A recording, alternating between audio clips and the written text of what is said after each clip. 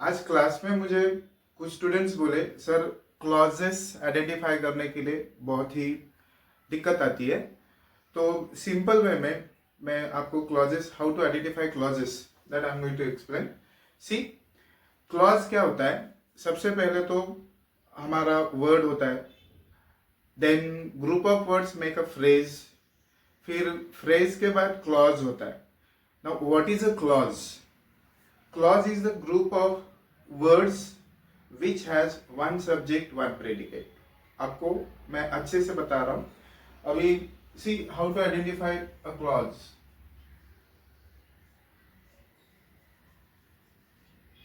तो क्लॉज देखने जा रहे हैं हम लोग। क्लॉज क्या होता है? इफ आई राइट आई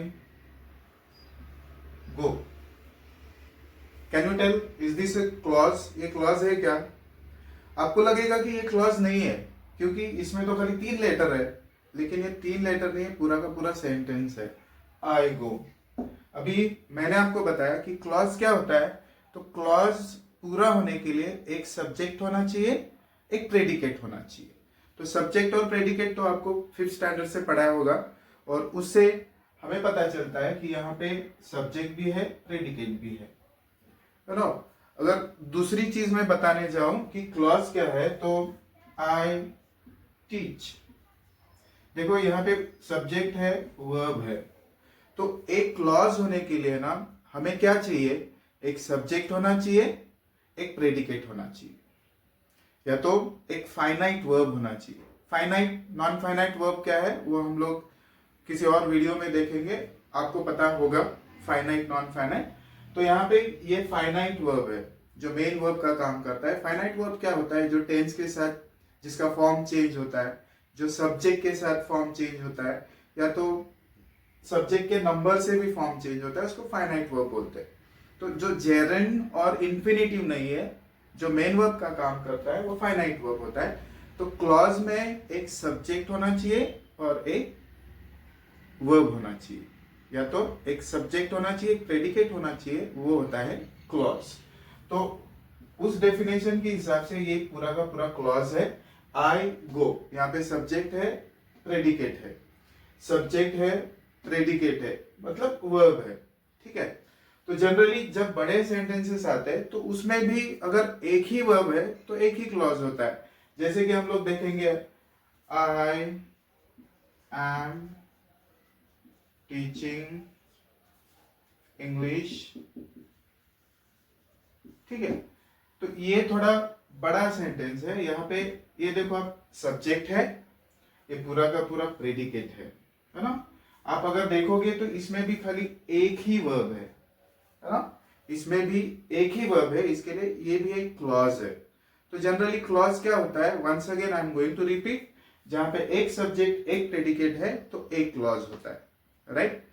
जितने भी अगर सेंटेंस में एक से ज्यादा मेन वर्ब्स है या तो फाइनाइट वर्ब्स है, तो उसमें जितने फाइनाइट वर्ब्स उतने क्लॉजेस होते हैं। तो let us see one more example.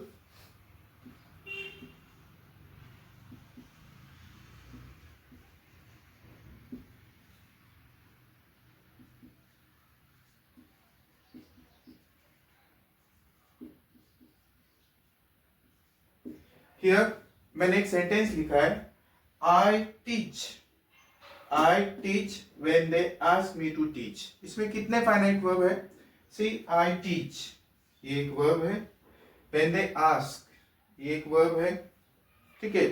और टू टीच वैसे देखा जाए तो ये नॉन फाइनाइट या इंफिनिटिव है, तो this is not main verb here, this is not finite verb, so it shouldn't be considered as verb when we are going to identify the clause. तो यहाँ पे दो verbs है, इसका मतलब इसमें दो clauses है। तो verb के पहले जनरली सब्जेक्ट आता है, तो यहाँ पे आप आइडेंटिफाई करो कि I, सब्जेक्ट क्या होता है? Doer of action, right. तो here I is subject, once again here they is subject, तो ये हुआ प्रेडिकेट, वापस ये हुआ प्रेडिकेट। तो यहाँ पे दो क्लॉजेस है, राइट। जैसे देखा जाए तो ये क्लॉज है और ये दूसरा क्लॉज है, क्योंकि इसमें ये सब्जेक्ट और ये वर्ब है, राइट। एक दूसरा सेंटेंस देखते हैं, let us see. I am going to Mumbai today and I